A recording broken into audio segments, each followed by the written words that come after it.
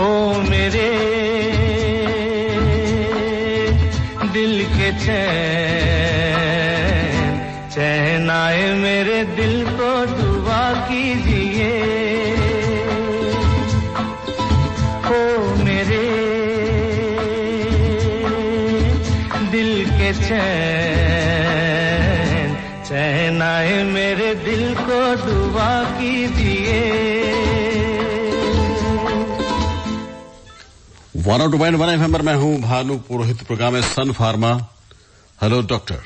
आज हमारे साथ हैं डॉक्टर चंद्रशेखर गुप्ता, मनोचिकित्सक हैं और नशा मुक्ति विशेषज्ञ भी हैं। बहुत सारी बातें हम करने वाले हैं, लेकिन शुरुआत प्यारे से गीत के साथ ही। देख के तुम जाने जहां शर्मा गए, अभी तो ये पहली मंजिल है, तुम तो अभी से घबरा गए। मेरा क्या होगा सोचो तो जरा, हाय ऐसे न आहे बरा कीजिए। ओ मेरे दिल के चैन आए मेरे दिल को दुआ कीजिए।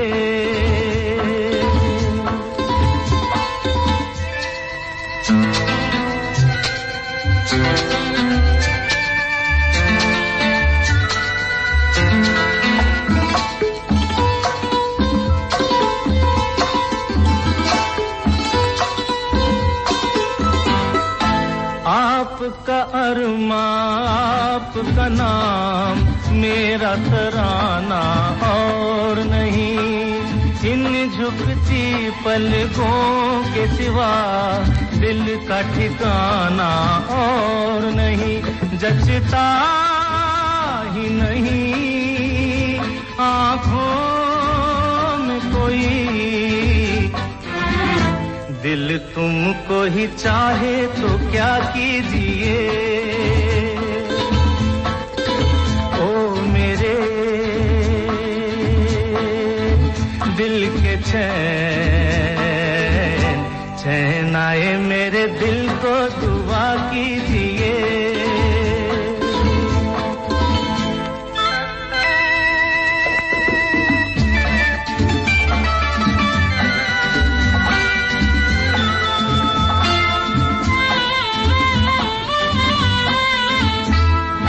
यूं तो अकेला भी अक्सर गिर के संभल सकता हूँ मैं, तुम जो पकड़ लो हाथ मेरा दुनिया बदल सकता हूँ मैं। मांगा है तुम्हें दुनिया के लिए, अब खुद ही सनम फैसला कीजिए। ओ मेरे दिल के चैन आए मेरे दिल को दुआ कीजिए। दोस्तों, बड़ी अच्छी बातें होने वाली है और खासतौर पर युवा पीढ़ी जो है, उनका ये जो दौर है जहां युवा पीढ़ी अभी जा रही है, उन तमाम बातों को लेकर हम बात करेंगे। डॉक्टर चंद्रशेखर गुप्ता हमारे साथ हैं। डॉक्टर साहब, बहुत स्वागत है आपका। धन्यवाद सर। अच्छा, आप जो मनोचिकित्सक होता है वो बड़ा ही कूल दिखता है हमेशा, ये कोई कारण है इसका? इसका हम ऐसे कह सकते हैं कि जो मनोचिकित्सक होता है वो आदमी के व्यवहार को, मनोस्थिति को ज्यादा बेहतर तरीके से समझता है जी, और वो हर एक पोजीशन में आदमी जो दूसरे वाले आदमी को खुद को दूसरे वाले आदमी की जगह रख के सोचता है। तब उसको लगता है कि अगर मैं उस स्थिति में होता तो मैं किस तरह से व्यवहार करता।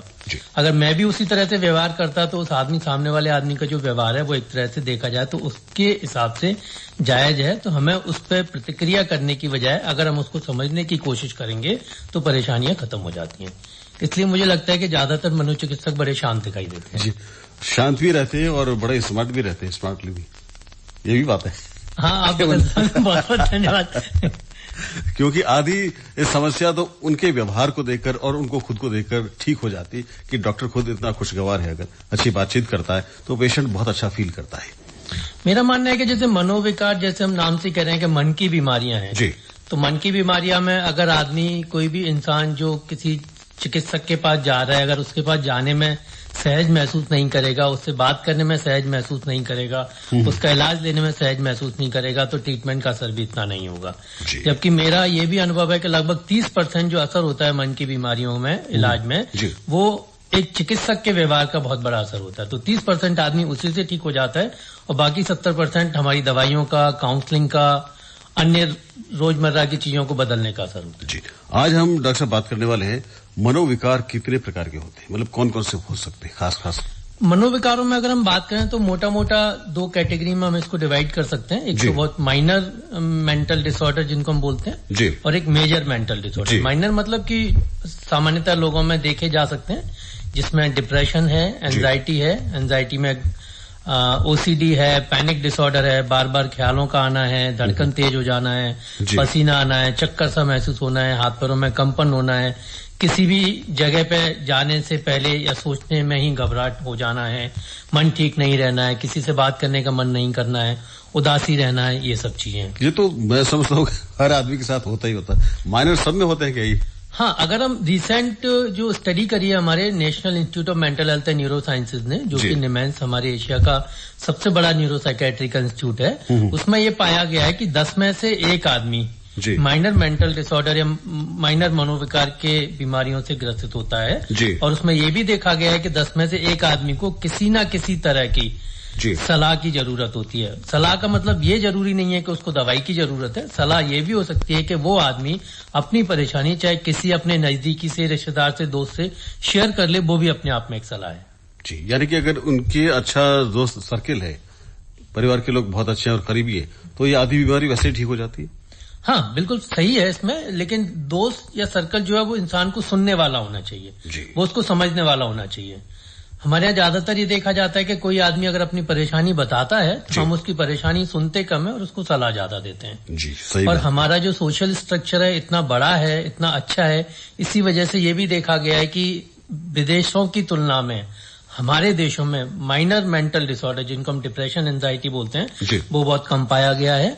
और देश में भी अगर हम देखें तो जो मेट्रो सिटी हैं और उनको अगर हम जोधपुर में या छोटी जगह में कंपेयर करा जाए तो वो बहुत फर्क पड़ता है। ये मैंने खुद का अनुभव है मेरा, मैंने 10 साल जैसे दिल्ली में काम करा है, तो वहाँ की परेशानियां अलग हैं और यहाँ की परेशानियां अलग हैं। यानी कि जोधपुर शहर मस्त मौला है। जोधपुर शहर बहुत अच्छा है। Thank you. अच्छा, ये तो हो गई माइनर जो भी आपने बताई, फिर मेजर में क्या आता है? मेजर मेंटल डिसऑर्डर में उन बीमारियों को रखते हैं जिनका हम कहते हैं कि पागलपन की बीमारी है। पागलपन की बीमारी मतलब बिना वजह हंसना, बिना वजह मुस्कुराना, शक वहम करना, अपना ध्यान नहीं रखना, सर्दी गर्मी का एहसास नहीं होना।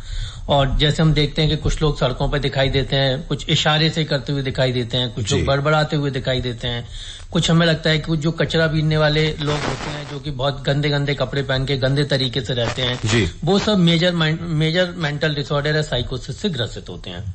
जी, मतलब पागलपन की हरकतें जो करने लग जाए वो मेजर मेंटल डिसऑर्डर में आता है। और उनका जो परसेंटेज है वो लगभग 100 में से 1 से 3 लोगों में होता है, मतलब उसका परसेंटेज बहुत कम है। और वो परसेंटेज बहुत ज्यादा वेरी नहीं करता, बहुत ज्यादा डिफर नहीं करता, चाहे हम मेट्रो सिटी में देखें, चाहे हमारे छोटे शहरों में देखें, चाहे हम विदेशों में देखें, चाहे हमारे देश में देखें। जी डॉक्टर साहब, हम मूल बात पर आए उससे पहले ये जानना चाहता हूँ कि कोई आदमी इस हद तक पहुंच जाता है, पागलपन की हरकतें करे, बेवजह हंसे या कपड़े फाड़े, तो क्या उसका भी पूर्ण रूप से ठीक होना संभव है? हाँ, मतलब मरीज 100% ठीक हो सकता है और ऐसा भी नहीं है कि उसको ठीक होने के बाद में उसको जिंदगी भर दवाइयां दी जानी जरूरी है, ऐसा भी नहीं होता है। जी, सबसे ज्यादा समझना में ये है कि जैसे किसी भी बीमारी में हम जितना लेट चिकित्सक से संपर्क करते हैं या बीमारी जितना खराब होने के बाद में हम संपर्क करते हैं, बीमारी का इलाज उतना ही मुश्किल हो जाता है और उतना ही लंबा चलता है। अगर भानु जी मुझे थोड़ा सा समय देंगे तो मैं जैसे एक बहुत कॉमन सा एग्जांपल देना चाहूंगा। जैसे हम टीबी की बीमारी के बारे में बात करते हैं। टीबी की बीमारी अगर किसी को होती है, वो पहली बार डॉक्टर के पास जाता है और ट्रीटमेंट लेता है। जनरली वो कोर्स लगभग 6 महीने के आसपास का होता है। मरीज को आराम लगभग 2 हफ्ते में 3 हफ्ते में दिखाई देने लग जाता है। जब दिखाई देने लग जाता है तो ज्यादातर लोग वो दवाइयां बंद कर देते हैं। बंद करने के बाद जब वो टीबी वापस से आती है तो वही इलाज 9 महीने का हो जाता है। उसका फिर बंद करते हैं, फिर टीबी वापस से आती है तो वही इलाज 2 साल का भी हो जाता है। और उसमें मरीज को जहां गोलियों से काम चल रहा था वहां उसको इंजेक्शन भी देने पड़ते हैं, भर्ती रखने की जरूरत भी पड़ती है। जी डॉक्टर गुप्ता, बड़ी अच्छी बात बताइए और सार गर्भित बात है कि जरा सा आराम आ जाए तो कोर्स की अवधि आप पूरी ना समझे, पूरी अवधि का कोर्स लेना जरूरी हर बीमारी में। बिल्कुल, हर बीमारी में पूरी अवधि का कोर्स लेना जरूरी है। और अहम बात यह है कि जिस बीमारी का आप इलाज ले रहे हैं उस बीमारी से संबंधित अगर आपको कोई दूसरी सलाह लेनी है तो बीमारी से संबंधित विशेषज्ञ से ही लें। अपने आसपास के लोगों की सलाह को बिल्कुल भी ना माने, क्योंकि मेरा अनुभव यह है कि बीमारी आपकी है, परेशान आपको होना है, जिसने सलाह दी उसका कुछ नहीं बिगड़ना है। और एक बड़ा सलाहकार आजकल इन दिनों पैदा हो गया, गूगल भैया तो लोग पहले जो आते हैं सब कुछ चेक करके ही आते हैं। जी, हम आ जाते हैं अब मेजर बात पे। जो सबसे आपने पहली बात बताई, डिप्रेशन। जी, क्या लक्षण आते हैं इसमें? डिप्रेशन देखा जाए तो हर आदमी को जिंदगी में कभी ना कभी किसी न किसी मोड पर महसूस होता है। एक सामान्य लक्षण भी है, लेकिन अगर हम इसको डिप्रेशन, सामान्य डिप्रेशन से बीमारी वाले डिप्रेशन को अगर अलग करा जाए तो उसमें कुछ चीजें फर्क आता है। जैसे कि जो सामान्य डिप्रेशन होता है कि आए दिन किसी न किसी वजह से हमारा मूड खराब होता है, हम उदास होते हैं, हमारा कुछ काम करने का मन नहीं होता है, हमें थोड़ी चिड़चिड़ापन हो जाती है, नींद नहीं आती है, सर दर्द होता है। ये मुझे लगता है कि लगभग हर आदमी के साथ में ऐसा होता है। लेकिन अब हम ये कहें कि क्या हर उस आदमी को इलाज की जरूरत है, तो ऐसा नहीं है। अच्छा, डिप्रेशन के इलाज की जरूरत उसी आदमी को है जिसको एक तो बीमारी की अवधि कम से कम 2 हफ्ते से ज्यादा हो जी, और उसमें बीमारी में उसके लक्षण इतने ज्यादा खराब हो या इतने ज्यादा सीवियर हो कि वो अपना काम ठीक से नहीं कर पा रहा है और उसकी वजह से उसको बहुत ज्यादा तनाव हो रहा है और उसके आसपास का जो सर्कल है वो भी नोटिस करने लग गया है कि अभी आदमी बहुत ज्यादा परेशान है। डिप्रेशन जब बहुत ज्यादा हो जाता है तब आदमी को मरने के ख्याल भी आते हैं। ऐसा लगता है कि मेरी जिंदगी बेकार है, मेरी जिंदगी वर्थलेस है, मेरे को जीने से क्या फायदा है। जी जी। कुछ जो डिप्रेशन ऐसा भी होता है कि जब आदमी इतना ज्यादा होपलेस, वर्थलेस, हेल्पलेस हो जाता है कि वो सबको ये कहता है कि पानी मत चलाओ, नल पानी खत्म हो जाएगा, लाइट मत जलाओ, लाइट का बिल कैसे पे करेंगे, खाना मत खाओ, राशन कहां से आएगा। अच्छा, जबकि ऐसा नहीं है कि उसके घर में सभी तरह से वो लोग संपन्न है, लेकिन जब बीमारी की तीव्रता ज्यादा होती है तो इस तरह के लक्षण भी आ जाते हैं और ज्यादा तीव्रता वाले आदमी को समझाना बहुत मुश्किल होता है। अगर हम ये मान के चलें कि उसको काउंसलिंग से हम ठीक कर सकते हैं तो उसको हम केवल काउंसलिंग से ठीक नहीं कर सकते। जी डॉक्टर साहब, इन दिनों में अब ये कोरोना काल जो चल रहा था तो उसके बाद भी अभी सामान्य जैसी स्थितियां हैं जी, लेकिन कई आदमियों की ये हैबिट होती है कि वो बार बार हर 3 मिनट में जाके हाथ धोने के लगता है। तो क्या यही एक मनोविकार है? हाँ, इसको हम सच में मनोविकार नहीं कह सकते हैं। हम ऐसा कह सकते हैं कि हर एक इंसान का स्वभाव या प्रवृत्ति अलग अलग होती है। कोई आदमी थोड़ा जल्दी परेशान हो जाता है किसी तनाव में आके, किसी आदमी को कोई फर्क नहीं पड़ता। तो मेरा मानना यह है जो कोरोना काल में ज्यादा लोग परेशान हुए हैं, एक तो वो लोग परेशान हुए जिनका काम धंधा खराब हो गया है और वो एक जायज सी परेशानी है। उसमें जब तक हम उसको उस परेशानी से संबंधित उसको हिम्मत नहीं देंगे तब तक उसको ठीक करना मुश्किल है। दूसरा है कि जो लोग थोड़ा सा मन के या दिल के कमजोर होते हैं उनको घबराहट की परेशानी बढ़ गई है इस दौरान। उनको ऐसा लगता है कि कहीं मुझे कुछ हो तो नहीं जाएगा, कहीं मैं मर तो नहीं जाऊंगा, कहीं मेरे फेफड़े खराब तो नहीं हो गए, कहीं मुझे हार्ट अटैक तो नहीं आ जाएगा। तो उस केस में हम काउंसलिंग से भी काम चला सकते हैं और अगर हमें लगता है कि परेशानी थोड़ी ज्यादा है तो थोड़े समय के लिए हम कुछ एंजाइटी को कम करने वाली दवाइयां भी दे सकते हैं। जी डॉक्टर साहब, बड़ी डराने वाली और घबराहट पैदा करने वाली बात है। थोड़ा सा संगीत सुना जाए? जी बिल्कुल।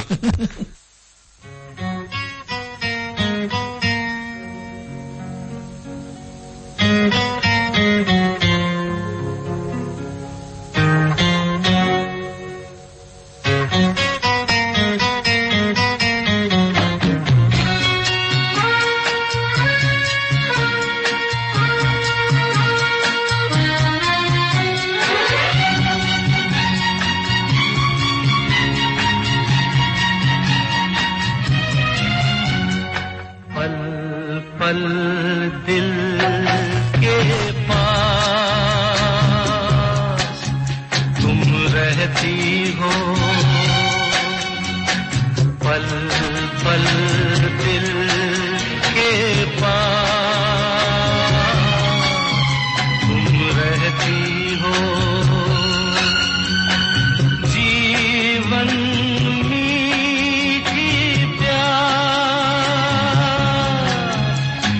कहती हो, पल पल दिल के पास तुम रहती हो। हो।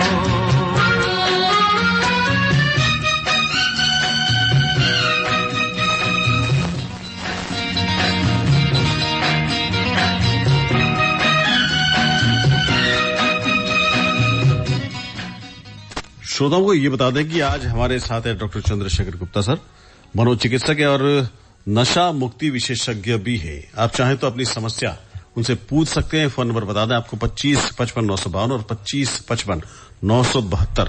बस विषय से संबंधित ही समस्या आप पूछे। रात यादों की बारात ले आए, मैं सांस लेता हूँ, तेरी खुशबू आती है, एक महका महका सा पैगाम लाती है, मेरे दिल की धड़कन भी तेरे गीत गाती है, पल पल दिल के पास तुम रहती हो।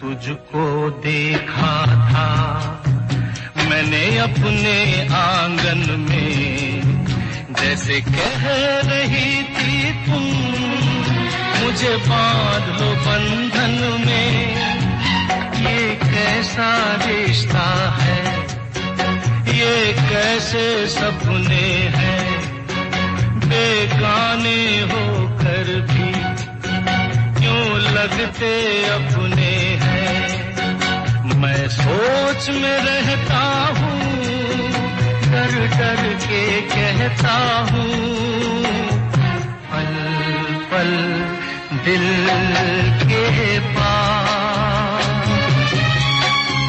तुम रहती हो।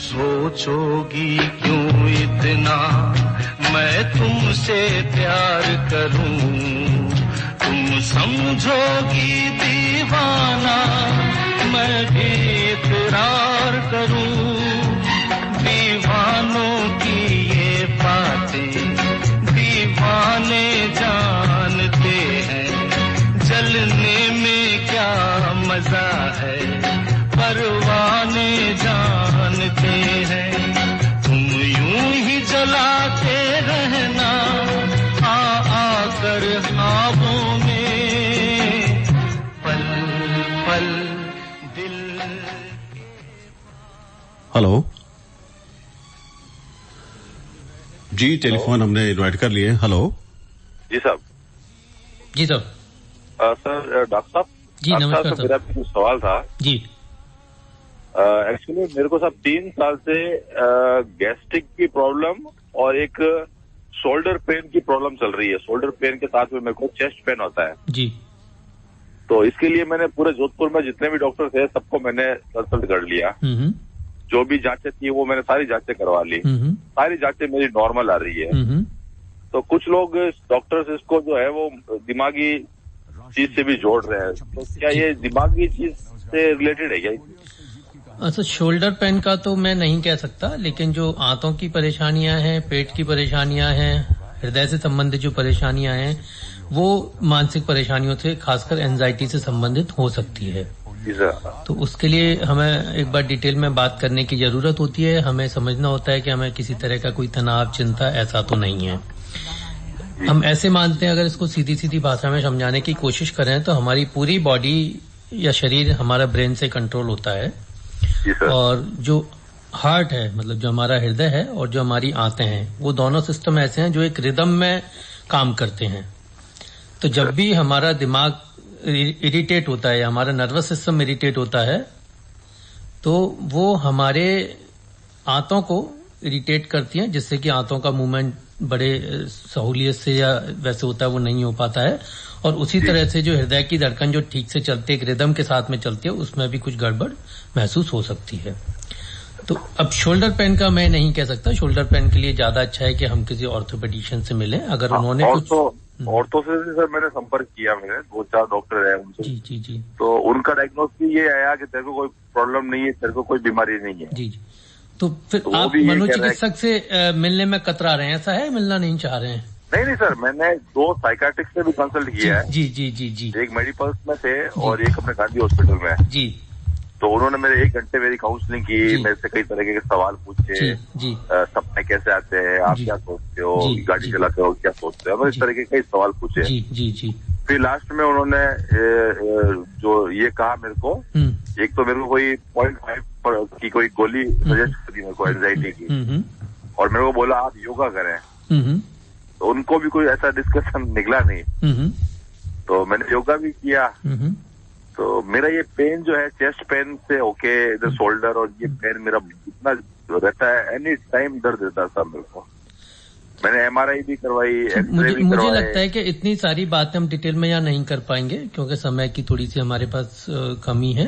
तो आप वापस से किसी मनोचिकित्सक से मिल सकते हैं और उनसे बैठकर अपने सारे के सारे सवालों के जवाब पूछ सकते हैं। हेलो, नाम बताएं अपना। जी, डॉक्टर साहब को और भानु जी को अशोक कड़ेला की ओर से नमस्कार। जी अशोक भाई, सभी डॉक्टर वाली बीमारी आपको भी रहती है। डॉक्टर साहब से 2 सवाल पूछना चाहता हूँ। जी। पहला सवाल तो ये है कि मानसिक रोग का मुख्य कारण कहीं कुपोषण है या नहीं है, इसके बारे में आप बताएं।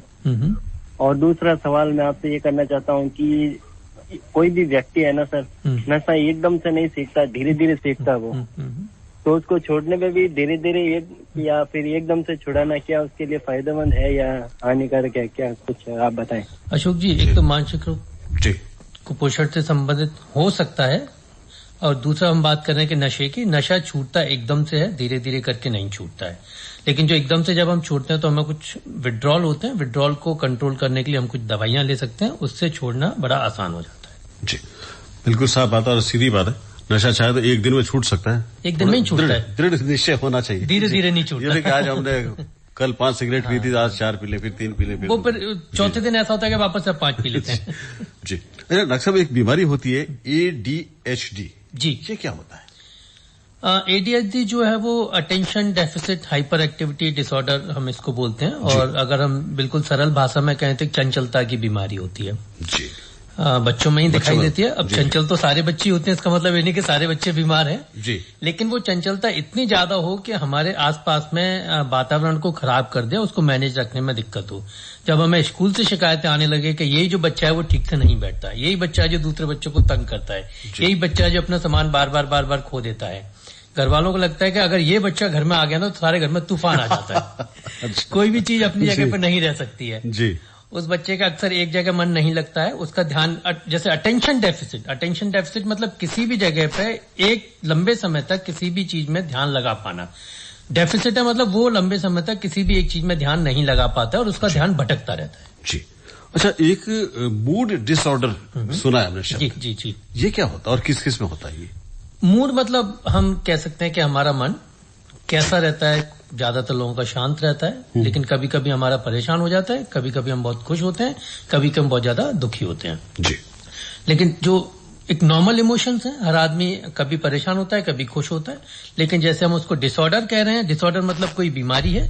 बीमारी का मतलब यह है कि कभी जब मूड हमारा बिना वजह के एक लंबी अवधि के बाद में भी खराब रहता है, जिसमें कभी बहुत ज्यादा तेजी रहती है। कोई आदमी बहुत बड़ी बड़ी बेतुकी बातें करता है कि जैसे मैं ही भगवान हूं, मेरे में बहुत सारी पावर है, बहुत सारी शक्तियां हैं, मैं ये कर सकता हूं, मैं वो कर सकता हूं, इस तरह का।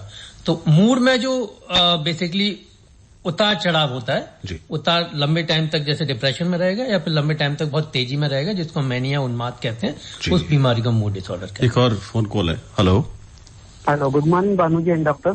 जी गुड मॉर्निंग जी, मेरा नाम ललित मेहबानी है और मेरा क्वेश्चन ये है कि डिप्रेशन और जिद्दी होना, इन दोनों में क्या कनेक्शन है?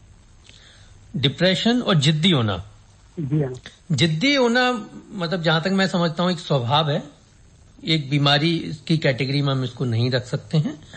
डिप्रेशन एक बीमारी की कैटेगरी में। अब डिप्रेशन अगर हमें लगता है कि नहीं, एक जैसा हम पहले बात कर चुके हैं, तय समय सीमा से ज्यादा चलता है, लक्षण बहुत ज्यादा सीवियर होते हैं, तो फिर हम डिप्रेशन होता है और उसके लिए हमें किसी चिकित्सक की सलाह लेनी चाहिए। जी डॉक्टर साहब, फोबिया शब्द और है। फोबिया क्या आपके मनोविकारों में ही आता है? जी, फोबिया मतलब डर है, डर जो कि हमारा किसी स्पेसिफिक वस्तु से या सिचुएशन से होता है। जैसे किसी कमरे में अगर छिपकली आ गई है तो ज्यादातर लोग तो बड़े आराम से चले जाते हैं, उसके पास भी चले जाते हैं। कुछ लोगों को उसको उतना फोबिया होता है कि अगर उनको पता चल जाएगा कि इस कमरे में छिपकली है, उस कमरे में ही नहीं घुसेंगे। कुछ लोग जैसे छिपकली से, कॉकरोच से, कुछ लोगों को फोबिया होता है बंद जगह से। जी, जो बंद जगह में फोबिया की वजह से लोग लिफ्ट में ट्रेवल नहीं करते हैं, लोग बाई एयर ट्रेवल नहीं करते हैं, लोग एसी कंपार्टमेंट में ट्रेवल नहीं करते हैं, लोग थिएटर में नहीं जाते, मतलब ऐसी जगह पे जहां से उनको लगता है कि यहां से भागना मुश्किल है, जी, अगर कुछ हो जाएगा तो मैं कहां जाऊंगा, ऐसी जगह वो लोग नहीं जाते हैं। जी, अच्छा, इसका क्या कारण होता है डॉक्टर साहब कि उनको घबराहट होती है बंद जगह में? फोबिया का कारण जनरली ये देखा गया है कि आपके कुछ पुराने अनुभव होते हैं जो समय के साथ में वो बहुत स्ट्रांग होते चले जाते हैं, और स्ट्रांग होने की वजह से आपको किसी पर्टिकुलर वस्तु से या पर्टिकुलर अवस्था से आपको डर पैदा हो जाता है। वो डर आपको भी पता है, मतलब जिस इंसान को फोबिया होता है उसको पता होता है कि वो डर उसका बेकार का है, उस डर से सच में डरने की जरूरत नहीं है, फिर भी हम उसको मन से नहीं निकाल पाते। जी, अच्छा, इस तरह का जो फोबिया होता है, क्या ये पुरानी घटना, जी, ये क्या एक डॉक्टर जो साइकियाट्रिस्ट है मिटा सकता है, खत्म कर सकता है, या काउंसलिंग होती है इसकी? जी, उसके लिए फोबिया में दोनों चीजें काम करती हैं, थोड़ी दवाई भी काम करती है, ज्यादा इसमें जो रोल आता है वो काउंसलिंग का आता है। काउंसलिंग में जैसे बिहेवियर थेरेपी होती है, मैं सरल भाषा में अपने मरीजों को कहता हूं या लोगों को कहता हूं कि जिस चीज से तुम जितना डरोगे वो चीज आपको उतना ही डराएगी। तो धीरे धीरे धीरे धीरे करके हमें उसको सामना करने की जरूरत है। जब हम सामना करते हैं तो हमारी डर खत्म हो जाता है। सामना करने में अगर हमें शुरू में बहुत ज्यादा घबराहट होती है, बहुत ज्यादा बेचैनी होती है, तो हम उसके लिए शुरुआती दौर में कुछ दवाइयां ले सकते हैं, जिससे कि आपको शुरुआत में सामना करने में आसानी रहती है और फिर आप आराम से उस चीज से निजात पा सकते हैं। यानी कि ये काले को डर था, डर गया सो मर गया। बिल्कुल, फोबिया डर है, फोबिया डर है, वो भी बिना वजह का डर है। जी, और उसका इलाज फिर गब्बर सिंह ने किया था। बिल्कुल जी, बिल्कुल यही होता है कि कैसे उससे शक्ति भरी जा सकती है। डॉक्टर साहब, क्या भूलने की बीमारी भी मनोविकार में आती है? अनु जी, भूलने की बीमारी दो तरह की होती है। जी, एक तो जो वृद्धावस्था में भूलने की बीमारी होती है, जिसको हम डिमेंशिया बोलते हैं, याददाश्त की बीमारी बोलते हैं, वो हमारे ब्रेन में कुछ केमिकल्स के खत्म होने की वजह से होती है, और वो जनरली धीरे धीरे धीरे धीरे वो बीमारी बढ़ती चली जाती है। अच्छा। अगर हम शुरुआती दौर में इलाज शुरू करते हैं तो बीमारी से काफी हद तक उसको कंट्रोल करा जा सकता है, लेकिन उसको वापस से हम रिवर्स नहीं कर सकते, जितना कि मेरा अनुभव और मैंने पढ़ा है। अब दूसरी आती है कि रोजमर्रा में भूलने की परेशानी, कि हम अपना पेन कहीं रख के भूल जाते हैं, हम अपनी चाबी कहीं रख के भूल के चले जाते हैं। जी। कुछ लोग होता है कि चश्मा सर पे लगा होता है, चश्मे को ढूंढ रहे होते हैं कि कहाँ पे। तो वो जो भूलने की परेशानी है, तो वो हमारी इन अटेंशन की वजह से होती है, मतलब हमारे ध्यान की कमी की वजह से होती है। उसमें सामान्यतः किसी भी तरह की दवाई की जरूरत नहीं होती है। अगर हम हमारे ध्यान को थोड़ा बढ़ाएंगे, एंजाइटी को कम करेंगे, तो हमारी भूलने की परेशानी खत्म हो जाती है 100%। जी, 30 सेकंड और है हमारे पास। चलते चलते, क्या इनका इलाज सिर्फ जिंदगी भर दवाइयां लेना है, या दवाइयां समय के लिए होती है और फिर छूट भी जाती है? भानु जी, जैसा कि मैंने आपको बताया कि किसी भी बीमारी का इलाज एक तरीके से होता है, और ऐसा नहीं है कि हमें उसके लिए जिंदगी भर दवाइयां चलानी है। डिपेंड करता है कि आप किस समय बीमारी की किस अवस्था में आप डॉक्टर से कंसल्ट करते हैं और उसकी सलाह को कितना सीरियसली लेते हैं। मेरा मानना, मैं वापस से जाते जाते ये बताना चाहूंगा आप लोगों को कि अगर आपकी बीमारी से संबंधित कोई भी सलाह आपको लेनी है तो वो सलाह अपने विशेषज्ञ से लें। अगर आप एक चिकित्सक से आप खुश नहीं है, सहमत नहीं है, तब उसी विभाग के दूसरे चिकित्सक के पास जाएं। अगर कोई मरीज मेरे का आके ब्लड प्रेशर की दवाई के बारे में पूछता है तो मैं उसको सीधा सीधा मना कर देता हूं, भाई मेरा एरिया नहीं है, मैं इसमें सलाह नहीं दूंगा। क्योंकि अगर मैं उसमें सलाह दूंगा तो ये बिल्कुल पक्की बात है कि जिस चिकित्सक ने, चाहे फिजिशियन है चाहे कार्डियोलॉजिस्ट है, उसने जो सलाह दी उससे अच्छी सलाह तो मैं नहीं दे पाऊंगा। जी। तो मेरा मानना है कि हमेशा चिकित्सक स्पेशलिस्ट से सलाह लेनी चाहिए किसी भी बीमारी के बारे में या दवाई के बारे में। और गूगल भैया से अगर आप नहीं ज्यादा जानते हैं तो उनसे जितना दूरी बनाए रखें वो ज्यादा ठीक है जी, वो आपको और बीमार कर देगा। ठीक है डॉक्टर चंद्रशेखर गुप्ता, मनोचिकित्सक और नशा मुक्ति विशेषज्ञ, आज आप हमारे इस प्रोग्राम में आए और बड़ी अच्छी जानकारी आपने दी। आपका बहुत बहुत धन्यवाद। अभी आप सुन रहे थे सन फार्मा हेलो डॉक्टर।